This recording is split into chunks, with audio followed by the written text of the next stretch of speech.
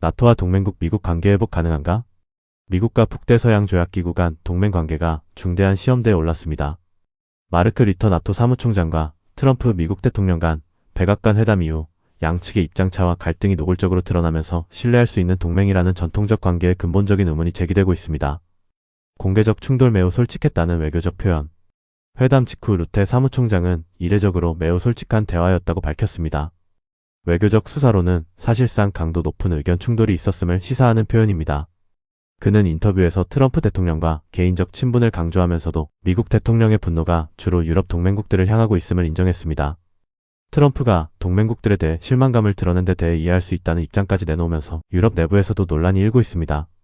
이란 전쟁 놓고 동맹 내 균열. 양측 갈등의 핵심은 미국의 대이란 군사행동을 둘러싼 평가입니다.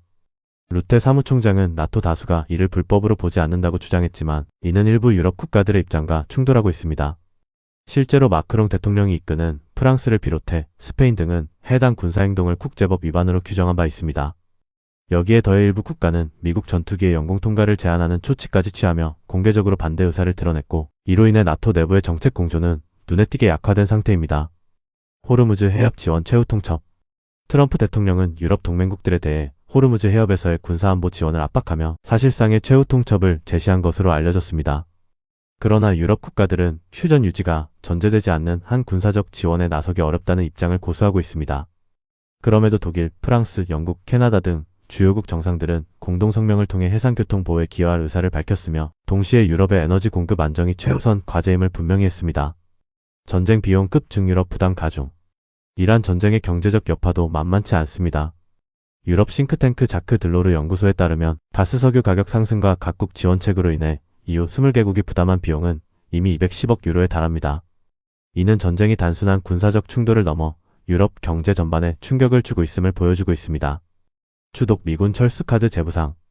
트럼프 대통령은 다시 한번 추독 미군 감축 가능성을 시사했습니다. 최대 1만 명의 병력을 독일에서 철수해 폴란드로 재배치할 수 있다는 관측이 제기됩니다.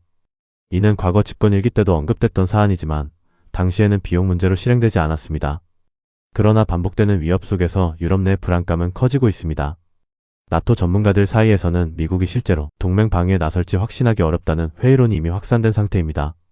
그린란드까지 동맹 내부 위협 논란. 트럼프 대통령이 덴마크령 그린란드에 대한 관심을 다시 표명한 것도 파장을 키우고 있습니다. 이는 동맹 내부 국가를 대상으로 한 압박으로 해석되며 나토 결속력에 치명적 타격을 줄 수 있는 사안으로 평가됩니다. 미국 없는 안보 준비하는 유럽. 브뤼셀 나토 본부에서는 미국 의존도를 줄이기 위한 구체적 대비가 이미 시작됐습니다. 핵심은 군 지휘구조 개편으로 그동안 미국이 주도해온 지휘체계를 유럽 중심으로 재편하는 논의가 진행 중입니다.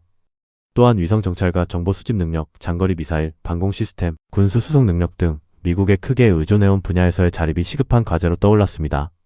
특히 우크라이나 전쟁 이후 이러한 취약점은 더욱 분명해졌다는 평가입니다. 동맹의 갈림길. 전문가들은 현재 상황을 나토 역사상 가장 심각한 신뢰 위기 중 하나로 진단합니다. 트럼프 대통령이 다시 신뢰 가능한 동맹국으로 돌아올 가능성은 낮다는 전망이 우세합니다. 결국 유럽은 선택의 기로에 서 있습니다. 미국 중심의 안보체제를 유지할 것인지 아니면 독자적 방위 역량을 강화해 새로운 균형을 모색할 것인지, 이번 갈등은 그 방향을 가를 중대한 분수령이 될 것으로 보입니다.